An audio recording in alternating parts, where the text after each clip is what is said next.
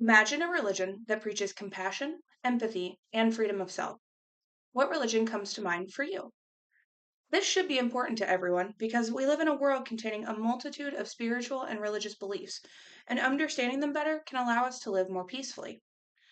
Satanism today, specifically the Satanic Temple, is a misunderstood religion that still deserves respect and acknowledgement afforded to other major religions.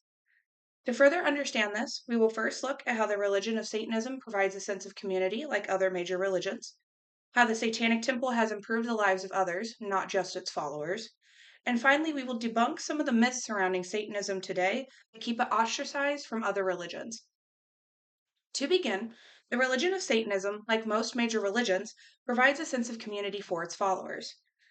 According to Rebecca Seals in an article from BBC News published May 19th, 2023, the Satanic Temple, after a documentary released in 2019, saw an increase in membership from around 10,000 people to upwards of 700,000 people, including members from all walks of life, including healthcare workers, government workers, LGBTQ plus members, etc. Seals also explains that members express a sense of community in having found others that share their values, metaphorized in the imagery of Satan.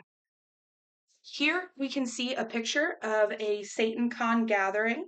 This was from Boston, and it shows a very large crowd of people all putting their hands up with this motion. It's a sense of community. They're able to interact with one another, come together, and feel like they belong. In an article from October 18th, 2022, on the Columbia Magazine website by Rebecca Shapiro in an interview with La Carmina, who is a Satanist herself, she expressed how satanic groups often hold community events, allowing members to come together with like minded individuals. Events like these include things like beach cleanups for states with beaches, food drives where people can collect donations to help the hungry, and a multitude of other things where they're able to help their community but also feel that sense of community with each other as Satanists. Next, the Satanic Temple has worked to improve the lives of others, not just its followers. The Satanic Temple website, no publication date or author listed, has an extensive list of their ongoing campaigns, which include reproductive rights, the Gray Faction, and the Collegiate Affiliate Program, amongst many others. Here you can see I've compiled the different pictures of the organizations. This here is the Gray Faction. This works with mental health patients to try to get them better treatments. This here is the Protect Children Project. It works to end corporal punishments in schools and protect children in schools. This is the After School Satan Club, which helps teach free thinking to students after school and was established to help oppose religious indoctrination in schools. This is the Satanic Representation Campaign. This works with people to help them protect their own personal religious rights. This is the Satanic Good Works. This works with local factions of Satanism in local communities to help them provide the best support for their personal communities. And this is the Sober Faction, which helps those that have battled addiction try to overcome it with others who have also had to overcome addiction and who are also Satanists.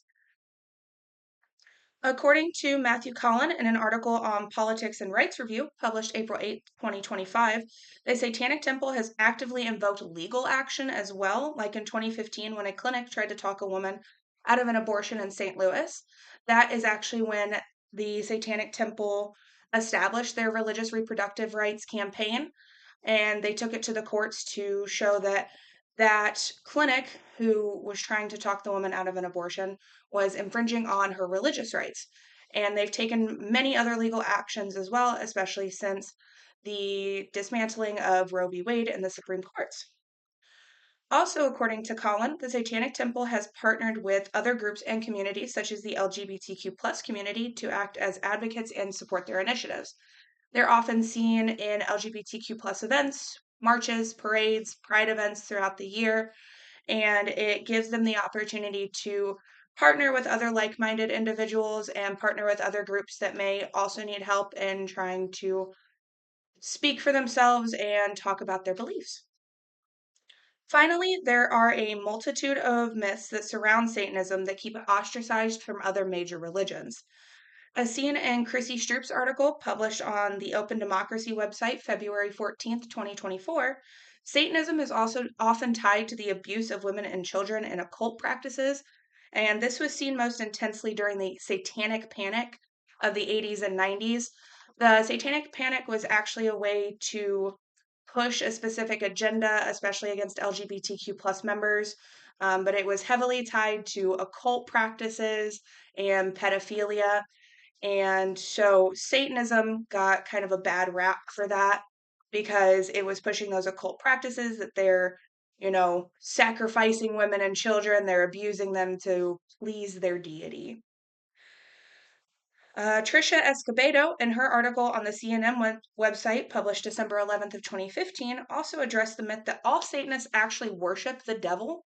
This is completely untrue. Some Satanists may worship the devil or Satan himself as theistic Satanism, but more often than not, especially as seen in the Satanic Temple, Satanists are actually considered atheistic Satanists. They don't believe in any sort of deity, they don't believe in God or Satan himself.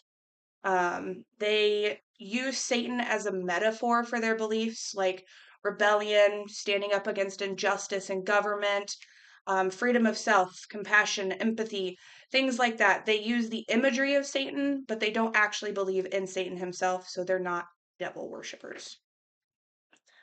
In conclusion, Satanism today, specifically the Satanic Temple, is a misunderstood religion that still deserves respect and acknowledgement afforded to other major religions. This is now better understood after looking at how Satanism provides a sense of community for its followers, how the Satanic Temple has tried to better the lives of other people, and finally, how some myths about Satanism have kept it ostracized from other major religions. I leave you with a reminder that Satanism preaches compassion, empathy, and freedom of self. Does this really sound so bad? And does it not deserve at least some level of respect and acknowledgement like all other religions?